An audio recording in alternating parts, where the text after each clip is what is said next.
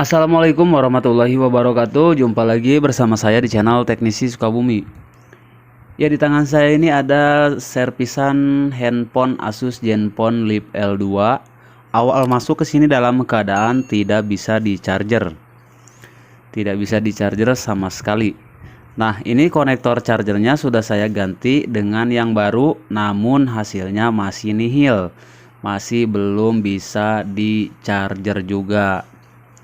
Nah, tadinya ini nggak akan saya jadikan konten karena hanya mengganti konektor casnya doang ya. Namun setelah diganti konektor cas, saya coba ke pengisian, ke pengecasan maksudnya ya. Namun tidak ada tanda-tanda pengecasan, alias masih belum bisa di charger. Nah, maka saya akan jadikan konten ini guys. Nah, di sini bisa kalian lihat di smart USB ini kabel yang warna hijau ya. Ini udah saya colokan ke konektor casnya. Kemudian ini juga udah saya pasangkan ke smart USB. Namun di display tidak ada konsumsi arus yang masuk. Itu tandanya tidak ada pengecasan ya. Oke, kita cabut dulu. Nah, saya akan menganalisa step by stepnya. Untuk pengerjaannya nanti saya akan dibantu sama Borneo skematik, karena saya nggak bisa menggunakan feeling ya, jadi nggak bisa asal menebak penyebabnya gitu, atau menebak kerusakannya. Jadi tetap saya harus menggunakan Borneo skematik untuk mencari penyebab kerusakan yang tidak bisa di charger ini. Oke, di sini ada 5 pin konektor charger. Ini konektor chargernya udah yang baru ya, udah saya gantikan guys.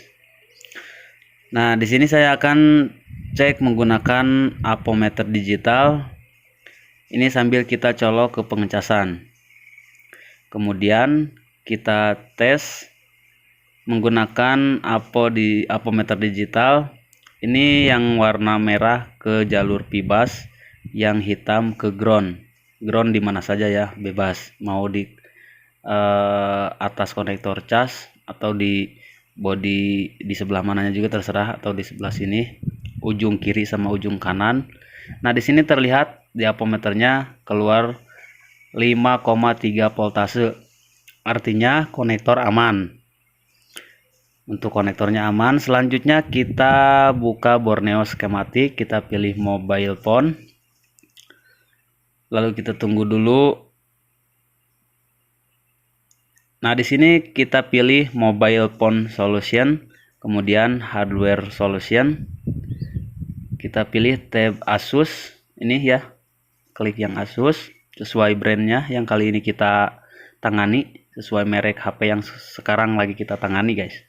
Kemudian kita pilih Asus Zenfone Lip L1. Ini sama ya, L1, L2 sama guys.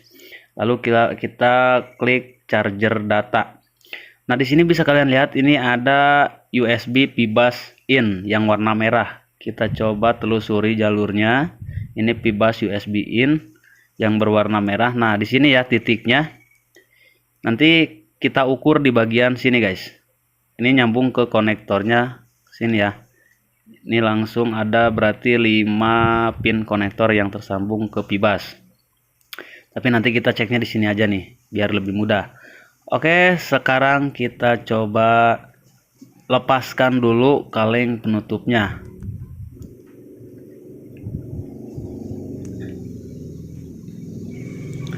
Kemudian kita cek sesuai arahan Borneo tadi ya, di bagian sebelah sini berarti guys, sesuai tanda yang tadi. Untuk pengecekannya ini sambil kita colok ke pengecasan ya. Kemudian yang ground ke kaleng nggak apa-apa, dan yang warna merah ini ke bagian titik pibasnya. Nah, di sini tidak keluar voltase. Oh, ada nih. Kadang-kadang ya, kadang tadi ada 5,1 kemudian drop lagi. Ini 0,0 voltase. Nah, berarti arus tidak sampai ke titik pibas bagian sini guys. Tadi saat kita cek konektor casnya mengeluarkan tegangan sebesar 5,3 voltase, memang normalnya 5,3. Kemudian kita cek ke titik pibas mesinnya itu tidak mengeluarkan voltase. Itu artinya terputus di tengah jalan. Nah, itu bisa disebabkan dari IC yang ada di subboard bagian bawah, kemudian bisa juga dari fleksibelnya putus, atau bisa juga dari konektornya ya. Intinya sekarang kita cek dulu, kita cari dulu jalurnya guys. Oke, kita buka lagi Borneo, kemudian kita pilih subboard ori ya, karena ini masih orinya, belum diganti guys, belum gantian subboardnya ya. Nah, kalian perhatikan di sini guys, yang warna merah ini ya, USB pibas. Ini jalur pibasnya guys, di sebelah pojok kanan ya. Ini melewati IC, kemudian kapasitor, di sini ada IC lagi. Nah, ini jalurnya ya, jalur dari konektor charger ke mesin. Oke, sekarang kita cek sesuai jalur yang ada di Borneo tadi. Nah, ini saya curiga sih pada IC-nya ya. Sekarang kita cek lagi tegangan voltase yang masuk ke konektornya, ke konektor fleksibel yang atas ini ya. Kita hubungkan ke pengecasan. Coba kita pastikan dulu konektor chargernya ini sudah mengeluarkan tegangan sebesar 5,3. Kemudian kita cek ke konektor sini guys, ke pinnya. Di sini keluar tegangan 5,2 volt. Ini masih toleran ya, masih toleransi dari 5,2 ke 5,3 itu seharusnya dikategorikan normal ya. Cuman dari mana nih penyebabnya? Tapi saya tetap feeling ke IC-nya nih kalau sudah ketahuan seperti ini ya. Dari IC-nya, soalnya ini kelihatan agak korosi nih sama kapasitornya. Nah, kapasitor yang ini nanti coba kita jumper ya, atau di bypass dari pin pibas ke pin sebelah IC-nya. Sebelum di jumper kita pastikan jalur dari konektor sini ke pin ini terhubung. Nah, ini bunyi artinya masih terhubung ya. Ini saya cek di mode buzzer, dioda mode buzzer. Nah, kita jumper dari pin pibas konektor sebelah kanan ke bagian sebelah sini, ke pin sebelah IC yang atas ya. Oke, sebelum kita lakukan penjamperan, kita kasih plug dulu di bagian pin yang akan kita jumper, agar saat penyolderan timahnya tidak nempel dengan yang sebelahnya. Karena kalau ini nempel bahaya guys. Nah, makanya kita kasih plug dulu ya.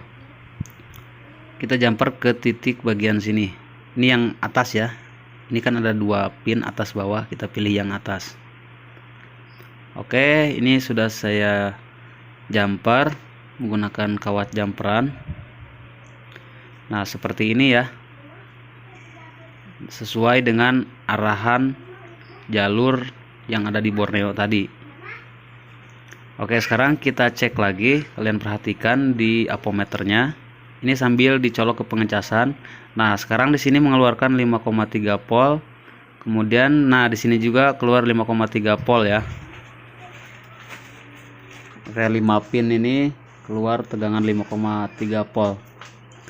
Oke, sekarang kita coba langsung rakit kembali untuk melihat hasilnya. Kita solderkan lagi kabel modul untuk getarnya ya. Ini ada dua kabel, yang warna biru dan warna merah. Jangan kebalik guys memasangnya. Tadi yang warna merah di bagian atas, yang biru di bawah. Oke, kita pasangkan fleksibelnya, konektor fleksibel. Kemudian ini ada kabel antena, kita pasangkan juga. Kemudian kita pasang konektor baterai. Oke, langsung kita coba colok ke pengecasan dan bismillahirrahmanirrahim. Nah, mantap ya. Di sini sudah ada logo baterai, logo pengecasan ya. Kita coba tunggu apakah mengisi. Oke, ngisi ya guys. Mantap nih. Dan di sini di smart USB juga keluar arus 0,6 ampere. Ini kondisi HP mati ya. Kita coba nyalakan HP-nya. Normalnya HP dalam keadaan hidup di cas itu 1 ampere lebih konsumsi arusnya ya. Kita coba tunggu dulu sampai masuk ke menu apakah ini bisa 1 ampere lebih atau memang normalnya segini. Nah, bisa kalian lihat di sini keluar 1,1 ampere HP dalam keadaan nyala. Nah, ini sedang pengisian pengecasan. Di sini juga 1,1 ampere. Sip, mantap ya. Oke, ini kita rakitkan lagi semuanya guys. Nah, jadi ini hanya menggunakan trik jumper seperti ini. Tapi konektor chargernya juga ini udah saya ganti dengan yang baru karena konektor yang lama itu sudah longgar. Oke, jadi seperti itu ya untuk step by step pengerjaannya menggunakan Borneo skematik. Terima kasih buat yang sudah nonton dari awal sampai akhir. Semoga video ini bisa membantu dan bermanfaat buat kalian semua. Kita ketemu lagi di video-video berikutnya. Wassalamualaikum warahmatullahi wabarakatuh.